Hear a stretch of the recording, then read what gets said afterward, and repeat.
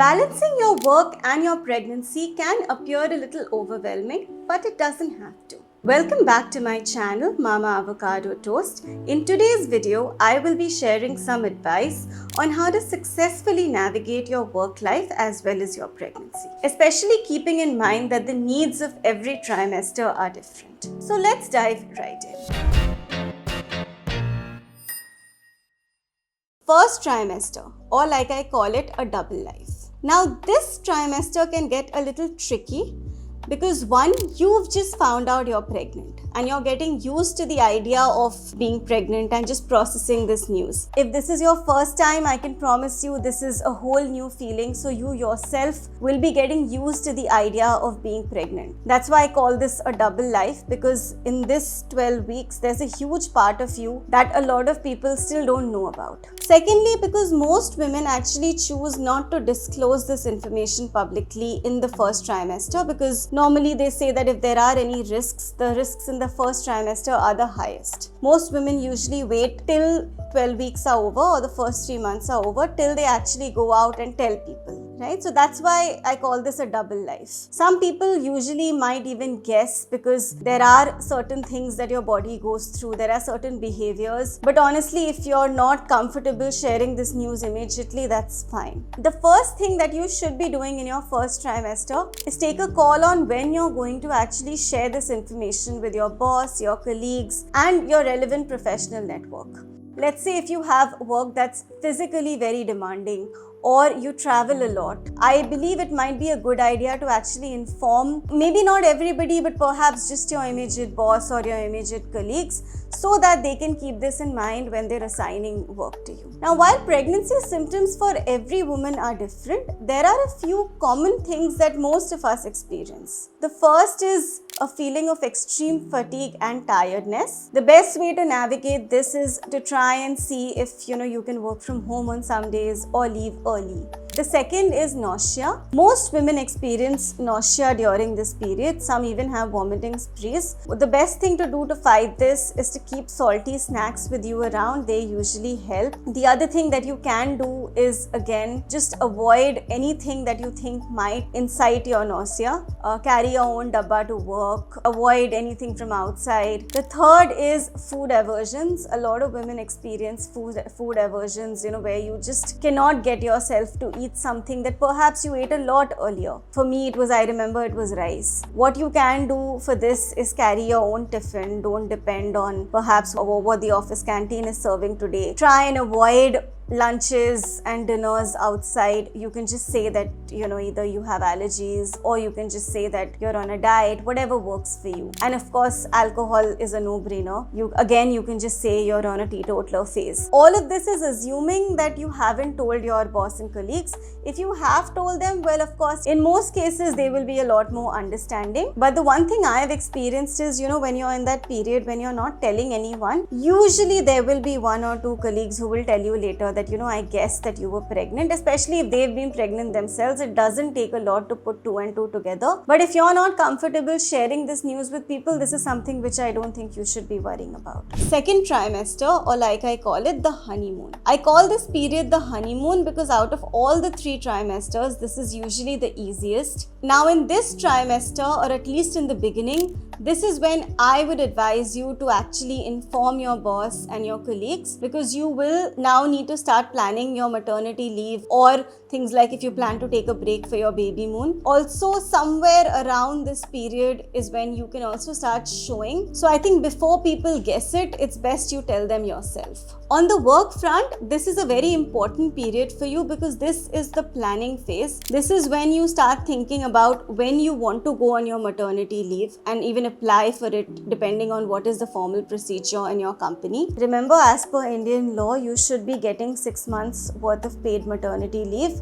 But again, this is something which you should have a conversation not just with your boss, but also if there is an HR department in your company. This is when you should also talk to your boss and your colleagues in terms of a work handover about what you're going to be realistically able to wrap up before you go on leave, who's going to be looking at your work while you go. Essentially ensure that those 6 months that you will be gone, work should not suffer and there shouldn't be any fingers pointed at your own performance. So this is a period of immense planning. planning. This is a period when you actually start working and preparing for that leave that you're going to be going on. Also important to set boundaries, because this is a time where your health will slowly and gradually start taking precedence, and that's fine. Coming to what you should change health wise, your second trimester is a period that will get slightly more demanding on your body, because your bump will start coming out and there will be some weight against your back, and you will start feeling some back pain because this is really the weight, that extra weight that you're carrying. One of the best investments I made during my second trimester was a pregnancy back cushion that you can use while you're working at your desk, especially if you work long hours. If you're working long hours, what's also important to remember is to not stay very sedentary. Perhaps a good idea is to take a break every 30 minutes and just get up, stretch yourself, just walk around. This is also a good period to invest in a pregnancy-friendly wardrobe. So perhaps going up one size, avoiding tight pants, avoiding something that's really fitting, maybe even swap your heels for flats. So make those investments, they will be worth it.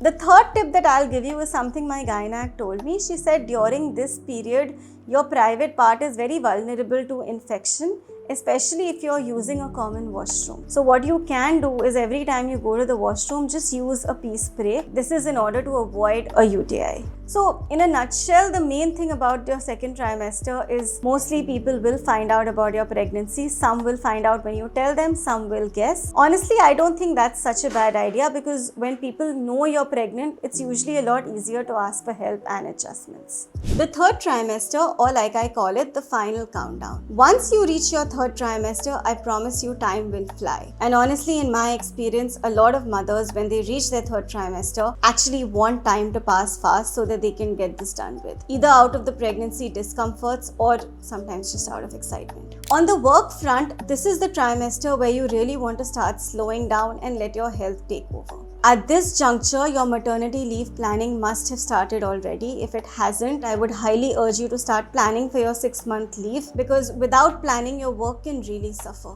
You should also have a handover document which anybody in your team can easily go through and take up your work while you're not around. I've made an entire video on how to plan for your maternity leave, which I will be linking. In this period, please don't be afraid to ask for as much help as you want. Ask for work from home if it gets really tiring on your body. Again, the things that I told you for your second trimester only get a lot more applicable here. In terms of your wardrobe, please prioritize comfort over anything else right now. And in this final leg, it's very important to take care of your body. Hydrate yourself, stay active, and most importantly, don't miss your gynac appointments because of something work related. The emotional and mental load during pregnancy. This is something which a lot of people don't talk about. Your pregnancy can be equally emotionally challenging as it is physically. Your hormones are playing havoc, they're on this roller coaster ride, and a lot of times you feel like you're not doing enough. Sometimes I can tell you from personal experience, a mom guilt starts hitting you even before your delivery, because you start feeling like maybe you're deprioritizing your baby and you're working too hard, or maybe on days you actually feel like you're not giving as much to your work as you should be.